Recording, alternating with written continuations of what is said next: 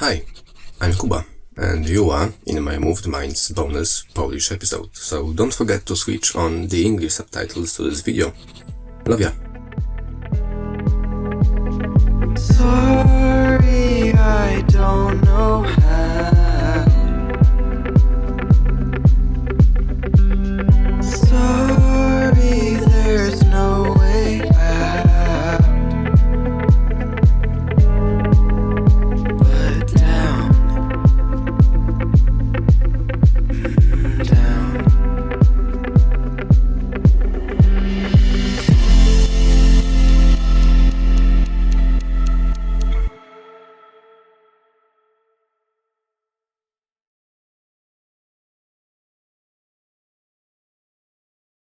Nie chcę wyjaśniać, kim jest Ralf Kamiński. Żyjemy w czasach, gdzie wystarczą nam 3 sekundy, by dowiedzieć się wszystkiego o każdym artyście na świecie. Uważam, że od tego, kim jest artysta, ważniejsze są opowieści, które tworzy. A opowieść, którą stworzył Ralf Kamiński w swoim debiutanckim albumie pod tytułem Morze, który wydał w wieku 27 lat, jest piękna i poruszająca. Wyjątkowa. I choć wiele osób uważa Morze za opowieść o złamanym sercu, ja widzę ją bardziej jako opowieść o rekonwalescencji po złamanym sercu. O ponownym powrocie do życia po swojej śmierci.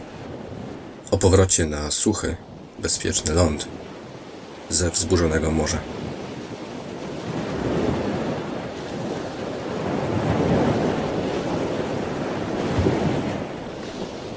Pierwszy z 13 rozdziałów tej opowieści przedstawia nam głównego bohatera. Jego imię jest nieistotne. To, co istotne, to, że jest młodym mężczyzną. Być może jeszcze chłopcem. Jest w swoim rodzinnym mieście. Wrócił z innego, wielkiego miasta, by złapać oddech. Wyjechał pełen nadziei i tej niepowtarzalnej, naiwnej energii młodości, a wrócił ze złamanym sercem. Swój czas tutaj spędza na powracaniu myślami do lat dzieciństwa spędzonych w tym miejscu. Jako nieliczna, piosenka Apple Air jest w języku angielskim, co w kontekście polskiej reszty jest trochę jak powracanie do dziecięcych wspomnień. Niezrozumiałych i odległych, przepuszczonych przez różowy filtr, w których jakby rozumieliśmy świat w innym języku. Jednak jabłkowe powietrze to dla niego raczej rzadka odskocznia. Odsłania to przed nami, tobą i mną, słuchaczami, piosenka numer 2 na płycie. Tytułowe Morze. Pomimo spokoju jego domu rodzinnego, jego wnętrze, jego dusza wciąż jest na morzu. Morzu podczas sztormu i ciszy w jednym, mrocznym morzu, morzu samotności. Morzu pełnym wspomnień o utraconej miłości. Jedyne, co samotny on może tak naprawdę robić, to walczyć, by utrzymać się na swojej maciupkiej łódce i liczyć na ujrzenie suchego lądu. Fale, bryzgające na jego twarz, wyglądają na jego policzkach jak łzy. Gdzie jest ląd?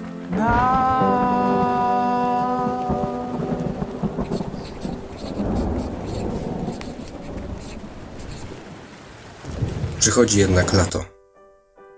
Musi przyjść. Tak funkcjonuje świat. Niezależnie od naszego bólu, czas stąpa dalej. Tu także po raz pierwszy pojawia się wyrazista rytmika, ćwierćnut w partii perkusji w tej opowieści. Jest jeszcze trochę niepewna, co jakiś czas przetykana pijanymi synkopami. Pijanymi pomimo zimnych temperatur, gorąca w jego głowie.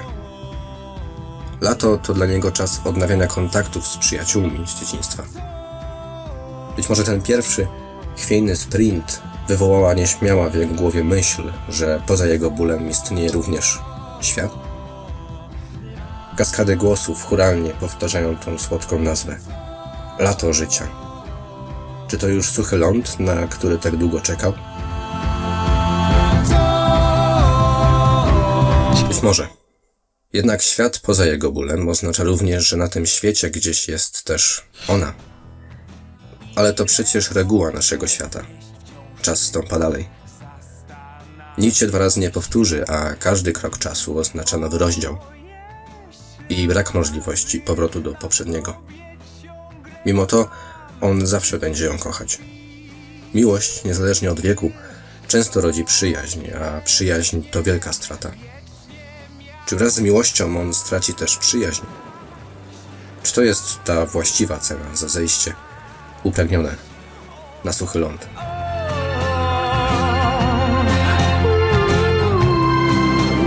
Okazuje się, że tak. Pierwsze doświadczenia w naszym życiu cieszą i bolą najbardziej. Pierwsza miłość i pierwsze rozstanie. Pierwszy przypadek prawdziwego zrozumienia istoty straty i czasu. Bo czas to równocześnie postęp i strata. Znów powracają perkusyjne ćwierćnuty, tym razem już pewne, aż rozdrobnione w refrenie. To ostateczny moment przełomowy w jego historii. Pozwala jej odejść z jego duszy.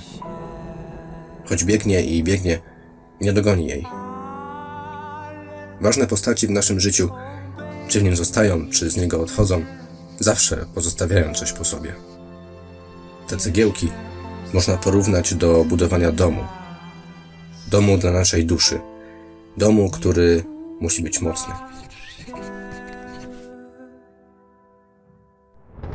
I najmocniejsze cegiełki pozostawiają tylko najważniejsze dla nas osoby.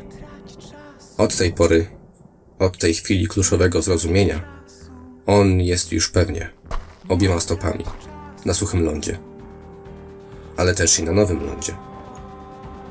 To, co przeszłe, będzie jeszcze go nawiedzać, jak mgła przenikająca kości, nadciągająca od wody. Ale im dalej w ląd, tym dalej od mgły i w efekcie pewnego dnia, gdy on się obejrzy, ujrzy, że tamta mgła jest teraz pięknymi, wyraźnymi chmurami na jego niebie. Lecz to dopiero połowa morza. Nawet niespełna połowa. Co teraz? Teraz trzeba powoli, stopniowo wracać. Wracać do życia. On powoli wraca. Wraca do poprzednich pokoleń, jak w rozdziale 6, Jan, który jest powrotem do życia jego dziadka, swego rodzaju listem do niego. Odnajduje tu podobieństwa do swojego życia. Widzi również pusty dom, widzi również nieznany ląd. Skromne pianino, które zdążyło zespolić się z postacią naszego głównego bohatera, staje się mocniejsze, jakby na nowo odnalazło swój głos.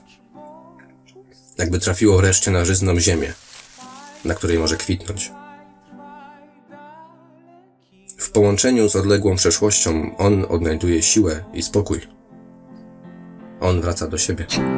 Pusty dom, pusty dom.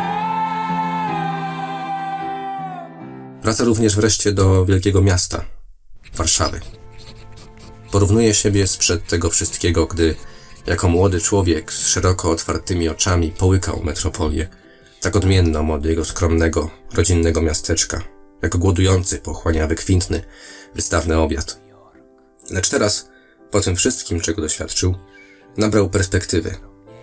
Zachwyt przestaje być przytłaczający i wita zdrowy rozsądek.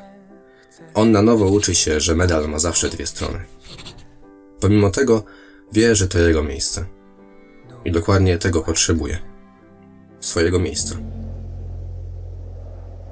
Przychodzi grudzień z grudniową piosenką, a wraz z nimi przychodzą święta. Minęło już pół roku, 6 długich miesięcy od końca świata i samotności na morzu. On rozmyśla nad tym w rozdziale 8, jeszcze przed świętami. Wchodzi w dialog z losem. Teraz z perspektywy czasu, patrząc wstecz, zauważa nie tylko swój ból, ale i swoją siłę, której wymagało dojście do momentu, w którym teraz się znajduje. Po wielu burzach przybywa do jego życia wiele nowych twarzy. Echem tych burz jest dziwny sentyment, który pozostał po jego utraconej miłości, ale to tylko echo. Echo kiedyś musi zniknąć. Tak działa świat. A los, wraz z wieloma twarzami, jak wisienkę na torcie, oferuje mu nową miłość.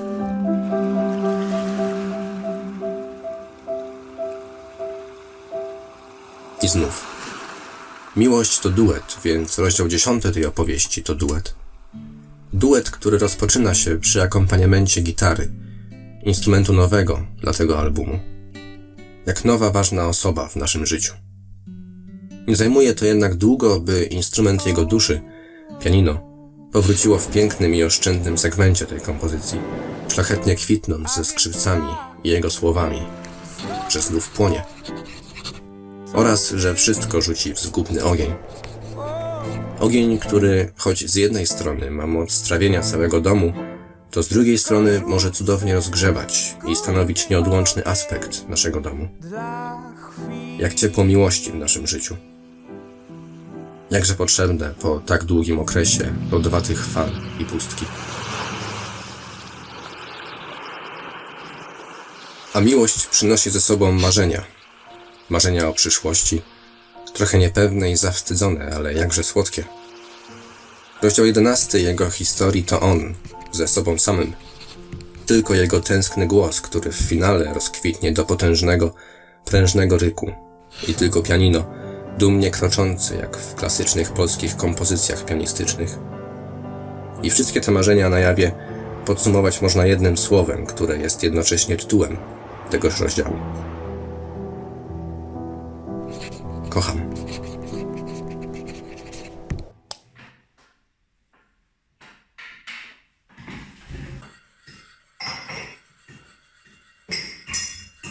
Przychodzi również i dzień, który musiał nadejść, bo tak działa ten świat. W dni tego typu siadamy przy stole z naszą kochaną herbatą i przyglądamy się sobie. Sobie z czasów, które już nigdy nie wrócą. Widzimy wtedy wszystkie rzeczy, które straciliśmy, ale i które zyskaliśmy. Widzimy każdą dobrą i złą decyzję. Każdy z nich pojedynczo, jak przyjaciela, którego od dawna nie widzieliśmy. Przychodzą do niego perkusyjne ćwierćnuty, szybsze, w tempie naszego serca. I przychodzi do niego rozległe, wielkie pianino i wszystko inne, co do tej pory spotkał na swojej drodze. To dzień, w którym godzi się ze swoją przeszłością, jak sąsiad z sąsiadem i akceptuje to, że ona zawsze będzie gdzieś w jego okolicy. To dzień, w którym się obrócił i zamiast za sobą mgły zobaczył na pięknym, błękitnym niebie śliczne, perlisto-białe chmury. To jego Maybe Song. Ralf Kamiński od razu swoim debiutanckim albumem udowodnił, że jest szczerym, ambitnym i dojrzałym artystą. Z niebywałym talentem do konstruowania skomplikowanych technicznie i tematycznie narracji, układających się w logiczną całość na przestrzeni całości płyty. Mają one jednak do siebie pewną ponadczasową, miłą prostotę, którą bardzo łatwo jest instynktownie wyczuć. Są to bowiem obnażające, szczere historie o naszym, ludzkim doświadczeniu, a to jest przecież ta główna, dobitna cecha, która daje sens jakiejkolwiek sztuce. Myślę również, że uczynienie głównego bohatera wrażliwym, emocjonalnym i inteligentnym młodym człowiekiem jest bardzo, bardzo ważne dla młodych pokoleń Polaków. W czasach, gdy promowana jest stoicka, pozerska poza w relacjach z innymi ludźmi, Ralf zdecydował się pójść zupełnie pod prąd, co było niebywale odważnym ruchem. A wielka popularność jego sztuki wśród młodych pokoleń w Polsce jest niezbitym dowodem, że wciąż są wśród nich ludzie wrażliwi, inteligentni i uczuciowi, którzy łakną sztuki odzwierciedlającej ich bogate, młode wnętrza. I znajdują taką sztukę w twórczości pana Kamińskiego. Morze to nie lament złamanego serca. To triumf powrotu z morza. To pożegnanie z morzem. Mogłoby się wydawać, że tu opowieść może się kończy, ale to za chwilę. Przed nami wciąż rozdział finałowy, 13. Znów powraca tu perkusja w ćwierćminutowym sprincie. Znów nasze uszy wypełnia pianino, które już wzrosło się z jego osobą. Ale również wraca tu język angielski, tekstem zaś nawiązujący do pierwszej piosenki z płyty. To zaproszenie, które wysyła nam on ze szeroko rozchylonymi ramionami, z szerokim uśmiechem na twarzy. Zaprasza nas do swojej historii, by do niej powrócić, dostrzec czy wysłyszeć nowy szczegół, by wyciągnąć z niej lekcję. Ale to oczywiście nie jest koniec jego historii, jego opowieści. W porównaniu z tym, czego my, słuchacze Ralfa Kamińskiego, doświadczymy, to było zaledwie preludium. Najlepiej ilustruje to utwór Pożegnanie z morzem, załączony jako materiał bonusowy następnej płyty Kamińskiego.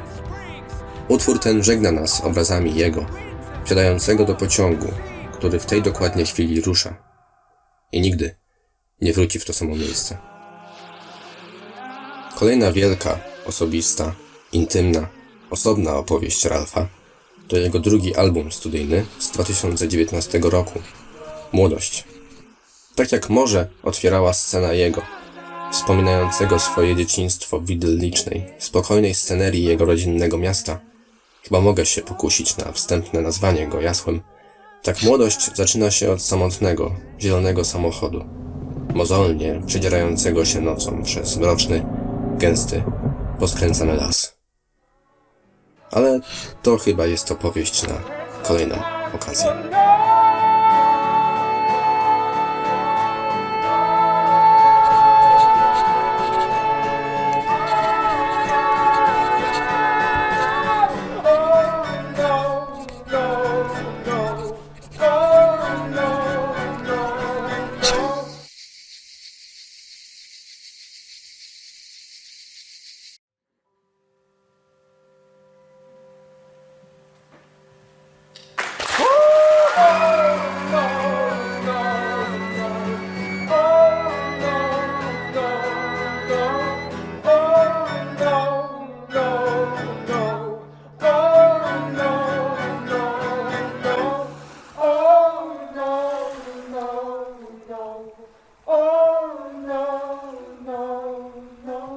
Czy mógłbyś spróbować jednym zdaniem opisać swoją filozofię twórczą, swoją filozofię tworzenia muzyki?